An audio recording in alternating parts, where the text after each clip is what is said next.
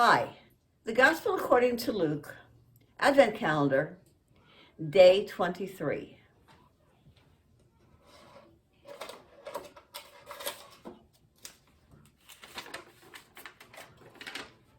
Chapter 23. The end.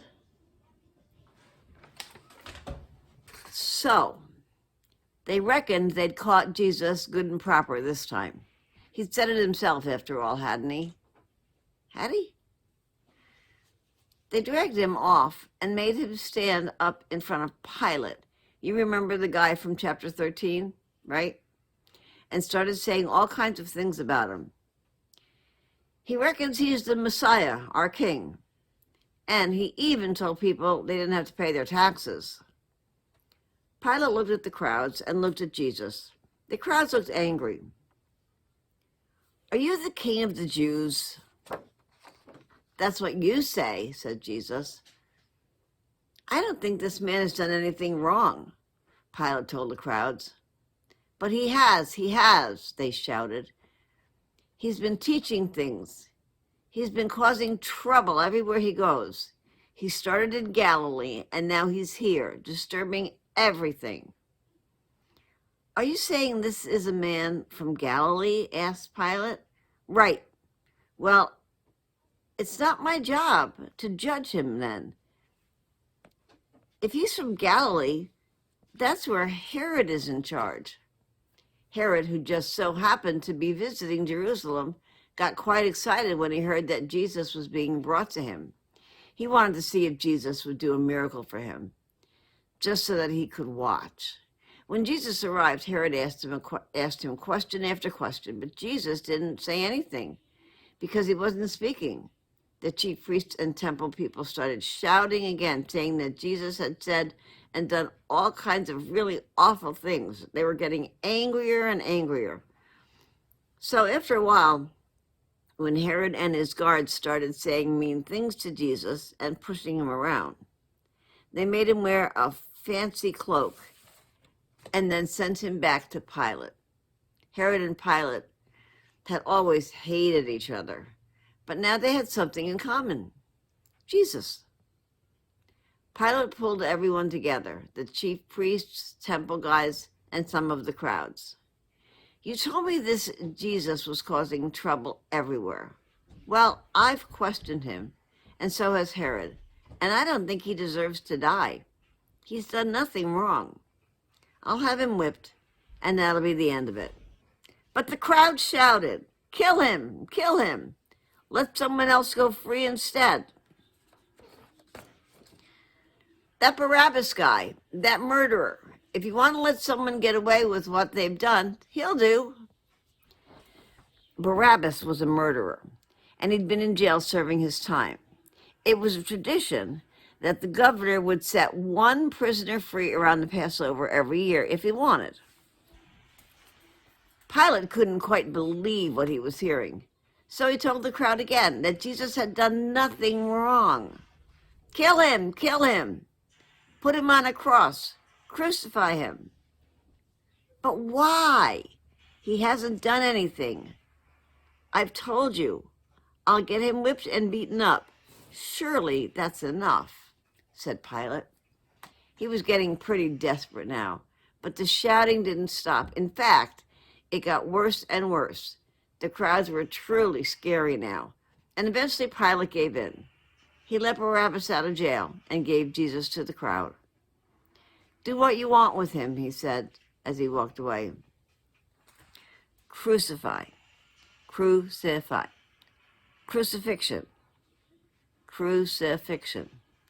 Essentially, a person who's crucified is fastened onto two pieces of wood in the shape of a cross, which is stood up in a hole in the ground, and then they are left there until they die. Usually, the Romans put big, strong nails through their hands and feet so that people could not escape. They almost always took all the clothes off the person on the cross, too. Crucifixion was a long, slow, and painful death.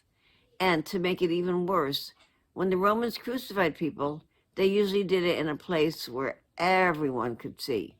And sometimes they even made people carry their own crosses all the way to the place where it would happen. The soldiers dragged Jesus away. On their way out of the city, they saw a man called Simon coming in from the fields, and they grabbed him and made him carry Jesus' cross along the road. Lots of people were still following Jesus, even now. Many of the women were crying, and Jesus turned around to face them. Don't cry because of me. You should cry for yourselves and your children. There are terrible things coming, much worse than you can imagine. In those days, you'll wish you weren't here. If these things are happening to me now, when I'm here with you, imagine what will happen when I'm not. There were 2 more men being crucified that day, and when they reached the place outside the city called the Skull, the soldiers fastened the men to their crosses and lined them up side by side with Jesus in the middle. As Jesus hung there on his cross, he said, "Father God, please, please forgive these people. They don't know what they're doing." The soldiers were standing around waiting for the end, and they were arguing about who should get to keep Jesus' clothes. They were rolling dice to see who would be the winner. The leaders who had wanted Jesus dead were standing around and were still shouting things at Jesus. Look at him. He said he saved people. He can't even save himself, can he? If he's God's Messiah, that shouldn't be too hard. The soldiers shouted things at Jesus, too. They even brought him some wine. If you're the king of the Jews, they said, come on down and save yourself. There was a sign above Jesus' head that said, "This is the King of the Jews." Even one of the other men being crucified shouted at Jesus, "You're supposed to be the Messiah, aren't you? Do some saving them. Save yourself. Save me." "Hey," shouted the other man, "aren't you afraid of God? You're on a cross because of all the awful things you did. We deserve to be here.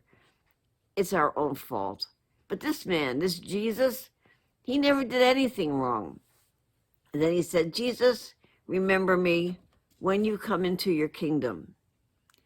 Jesus said, "I tell you the truth. I promise that even today you will be with me in paradise." At around 12 o'clock, everything went dark. The sky was black. The sun had stopped shining. Everything stayed dark until the middle of the afternoon, when suddenly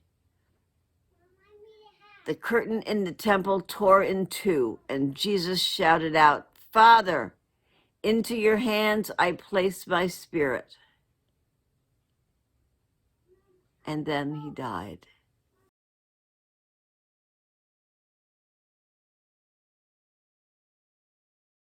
When the Roman soldier in charge saw what had just happened, he called out to God, "This man was innocent." The crowds began to leave. As they went away, they were so sad. Jesus' closest friends and some of the women who had followed him all the way from Galilee stood in the distance and watched everything that happened. Only the priests were allowed behind the curtain in the temple, where they believed God lived. When Jesus died and the curtain was torn in two, it meant that all the barriers between ordinary people and God had been taken away. A man called Joseph from a place called Arimathea was a member of Pilate's council.